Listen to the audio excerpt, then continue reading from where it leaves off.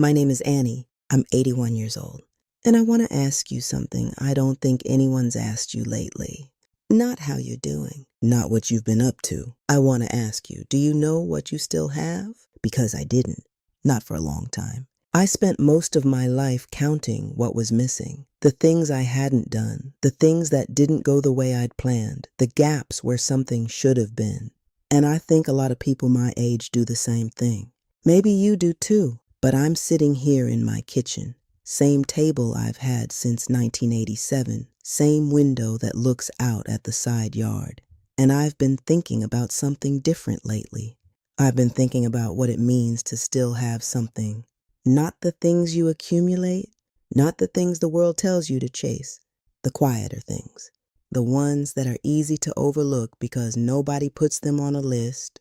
I'm going to tell you about 5 of them. And by the time I'm done, I think you'll know exactly where you stand. The first one is a door with your name on it.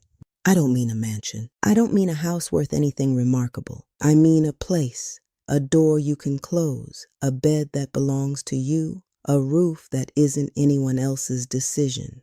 When Earl and I bought our house, I don't think either of us understood what we were really buying. It was 1971. We needed space. We needed somewhere to put children. It was practical, like most things we did together. But I understood it the night the furnace went out in January. The children were small. It was bitter cold. And I remember standing in the hallway in my housecoat at 2 a.m, and instead of fear, instead of wondering who I'd have to call, whose permission I'd need, whether someone was going to tell me I had to leave, I just thought, I'll figure this out. This is mine. That feeling, that's not about property. That's about not having to ask. I've watched people lose that. Women I knew from the factory years, women who rented their whole lives. By the time they were my age, by the time their needs weren't what they were and their choices started narrowing, they were at the mercy of someone else's decision. A landlord who wanted them out, a building that got sold, a situation they couldn't control. I'm not saying those women did anything wrong. Life doesn't always hand you options in neat, orderly ways. But if you have a place with your name on it, a deed, a title, something that says this is yours, then you have something that is genuinely hard to replace past a certain age. You have stillness. You have the right to leave a cup on the counter and find it exactly where you left it. That's more than it sounds. I promise you, that's more than it sounds. The second thing is legs that still carry you. And before you say anything, I'm not talking about running a marathon. I'm not talking about climbing mountains or doing things that make people post pictures on the internet. I'm talking about getting up from a chair without using your hands to push off. Walking to the mailbox, standing at the stove long enough to finish what you're making. The year I turned 76, I slipped on the back step in October. Wet leaves, a moment's inattention. I went down hard and sat there in the cold for a minute, just assessing. And the thing that went through my mind wasn't the pain. It was, what if I can't get back up? I got up. But I didn't forget that question. Because once your legs go, once the distance between your chair and your bathroom becomes something to manage, everything else reorganizes itself around that fact. You need help. You need rides. You need patience from people who have their own lives, their own exhaustion, their own things they're managing. I have a neighbor, Denise. She works long shifts and she moves through life like someone who never has quite enough hours in the day. Good woman, real. Not the kind to fuss over you, but I've watched her figure out how to work around her mother's limitations, and it cost her. In time, in worry, in that specific kind of tired that doesn't go away with sleep. So if you still wake up in the morning and your legs take you where you need to go, even slowly, even with some complaint from your knees, that is not a small thing. That is freedom wearing comfortable shoes. Walk somewhere today, even if it's just to the end of the driveway and back. Not because I told you to, just because you can. Now, I should tell you something slightly embarrassing because I think you deserve the full picture of who you're listening to. I have on at least 3 separate occasions walked into a room with complete purpose, full conviction that I was there for something important, and then stood in the middle of it, utterly blank, Last Tuesday, I walked into the pantry 4 times. 4. The fourth time, I just stood there and said out loud to no one, "What is happening to me?" And then I remembered I'd come for the vinegar. I don't know why it took 4 trips. I choose not to investigate too closely. The third thing is one person who still answers when you call. Not a list of people, not a calendar full of social engagements, not what the world would call an active social life. One person. Someone who knows how you take your coffee and knows what your voice sounds like when something's not right. Someone who doesn't need you to explain yourself from the beginning every time. I had a friend named Bernice for 34 years. We weren't alike, not particularly. She was louder than me, quicker to laugh, quicker to get annoyed. We argued sometimes about things that seem very small now. But every Thursday, for most of those years, we sat across from each other at her kitchen table and drank coffee that was always too strong and talked about everything and nothing. And I never had to decide whether she cared about me. I just knew. She passed 8 years ago. And the Thursday after her funeral, I made coffee and sat at my own table and felt the particular silence that comes when something you didn't realize was holding you up is suddenly gone. I've thought about that a lot, about how we don't always know what's keeping us steady until it isn't there anymore. The research will tell you that loneliness past a certain age is genuinely dangerous. That isolation does things to the body and the mind that we don't fully understand, but that aren't good. I believe it. I felt it in that first Thursday silence. But what I also know is this: if you have one person, one real person, who still picks up when you call, who still wants to hear your voice, who still makes room for you in their life, you have something that cannot be bought or manufactured or replaced by anything that comes through a screen. Hold on to that person. Tell them something true once in a while. Don't wait for the right moment to say the things that matter. The right moment has a way of never arriving. The fourth thing took me a long time to understand as something worth having. Children who still call. I don't mean children who call because something went wrong. I don't mean calls about money or logistics or problems that need solving. I mean a call that starts with nothing more than, "Hey mama, how are you?" I have 6 children. They are all adults with full, complicated lives. I don't see them as often as I once thought I would. Some of that is geography. Some of it is the particular distance that grows between people when things go unsaid for long enough.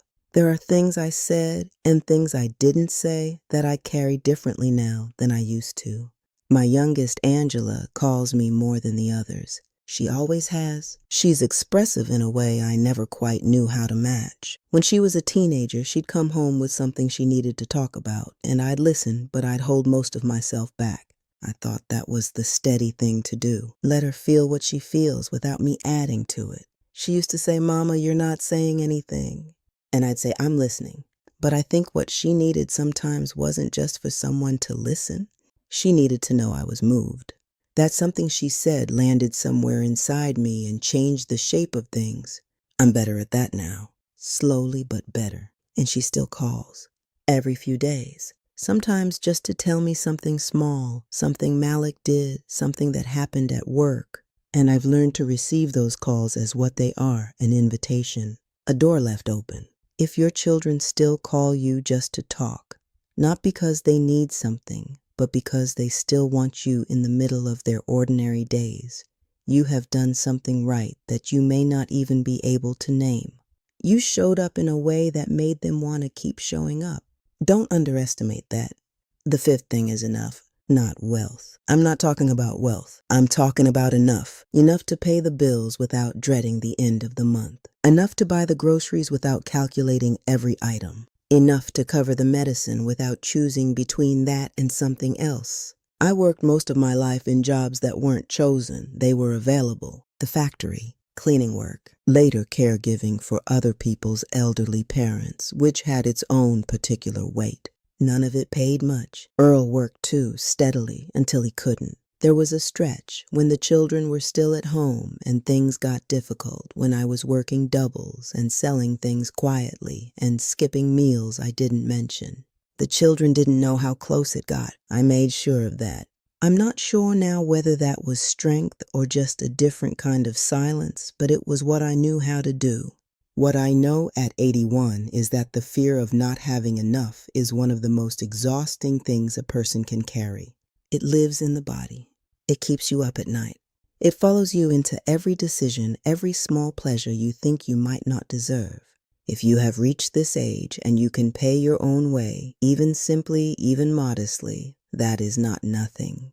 That is the difference between peace and panic. That is the difference between waking up and lying in bed already calculating. You don't need excess. You need enough.